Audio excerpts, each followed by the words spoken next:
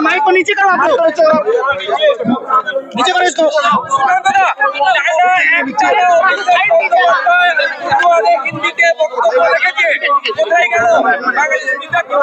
দেখুন, এদের বাঙালি অস্মিতা হচ্ছে শুধুমাত্র ভোটের সময় দক্ষিণবঙ্গের বাঙালি যারা আছেন তাদেরকে বিশেষত, কারণ উত্তরবঙ্গে কসমোপলিটন আছে, আমরা জানেন, হিন্দিভাষী লোকও আছে, বাংলাভাষী লোকও আছে, রাজবংশী ভাষা আলাদা ভাষা হিসেবে অনেক জায়গায় পরিগণিত হয়।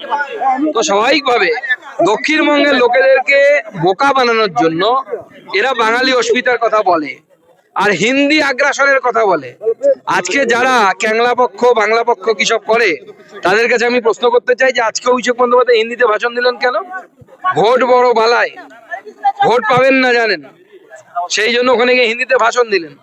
আমরা তো হিন্দিতেও দিই, বাংলাতেও দিই, আমাদের কোনো বিরোধিতা নেই, কোনো ভারতীয় ভাষার সাথে কোনো বিরোধিতা নেই আমাদের। দেখুন, অভিষেক বন্দ্যোপাধ্যায় যবে থেকে জ্ঞানেশ কুমারের সাথে দেখা করে এসছে না, তবে থেকে অভিষেকের মাথাটা কেমন যেন ঘাবড়ে গেছে, কি বলবে কিচ্ছু বোঝা যাচ্ছে না। আর আমি এইটুকু বলে দিই যে কি বলেছে, কালসাপ বলেছে না বিজেপিকে, ও ভুল করেছে। কালসাপ না, বিজেপি তোর বাপ, তৃণমূলের বাপ হচ্ছে বিজেপি, এটা মাথায় রাখবেন, অভিষেকের না, কিন্তু মিসকোট করবেন না, বিজেপি হচ্ছে তৃণমূলের বাপ।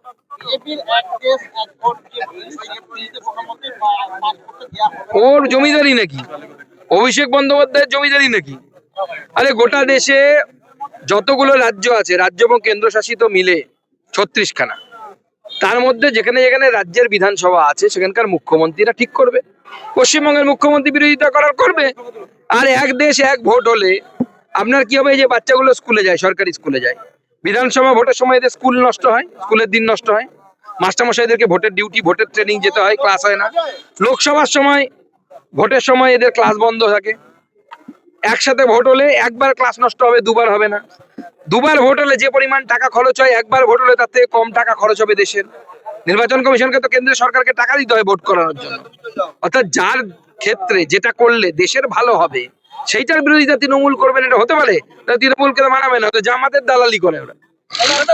নির্বাচনের আগে অভিষেক বলেছে যে প্রধানমন্ত্রী বলেছিলেন সব চা বাগান খুলবে, অথচ 10 বছর কেটে গেছে, একটা নোটিশ পর্যন্ত পাইনি। চা বাগানের দায়িত্ব কার? আমরা তো 14 সালে চা বাগানের দায়িত্ব নিতে চেয়েছিলাম, নির্মলা সীতারামন দপ্তর থেকে নোটিফিকেশন হয়েছিল, তখন সম্ভবত উনি কমার্স মিনিস্টার ছিলেন সেই সময়। এই চা মালিকদেরকে খেপিয়ে উস্কিয়ে তাদেরকে কোর্টে কে নিয়ে যায়? কোর্টে নিয়ে যায় মমতা বন্দ্যোপাধ্যায়। সব চা মালিক, যত চা বাগান আছে উত্তরবঙ্গের, আপনাদের জানার জন্য বলে রাখি, কারণ আপনারা উত্তরবঙ্গ সম্পর্কে স্বাভাবিকভাবে একটু কম খোঁজ খবর রাখেন। সমস্ত চা বাগান মালিকদের বাড়ি হচ্ছে দক্ষিণ কলকাতায় ভবানীপুরে, মমতা বন্দ্যোপাধ্যায়ের কনস্টিটিউয়েন্সি। না রে, আমাদের কোর্ট তৈরি হয়ে গেছে, চারখানা যে শ্রম কোড হয়েছে, শ্রম আইন কোড, তাহলে তো পরিষ্কার বলা আছে দিতে হবে। কেন্দ্র সরকার যেটা বলেছে অভিষেক সেটাই ঘোষণা করছে।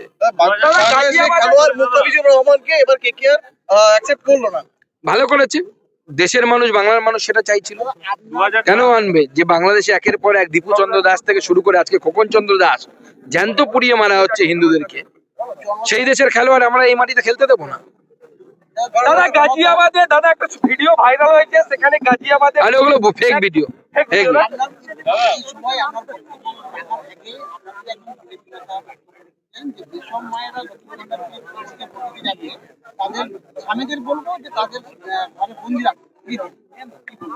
দেখুন, এই ধরনের কথা আমাদের কেউ বলেছে কিনা সভা থেকে আমার জানা নেই।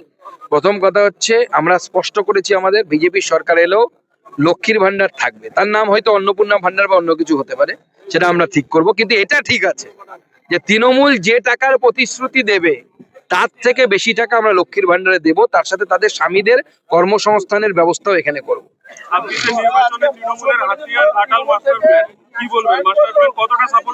মাস্টার প্ল্যান মাস্টারেই থেকে যাবে, কাজের কাজ কিছু হবে না। হয়েছে কিছুই তো হয়নি এখনো পর্যন্ত।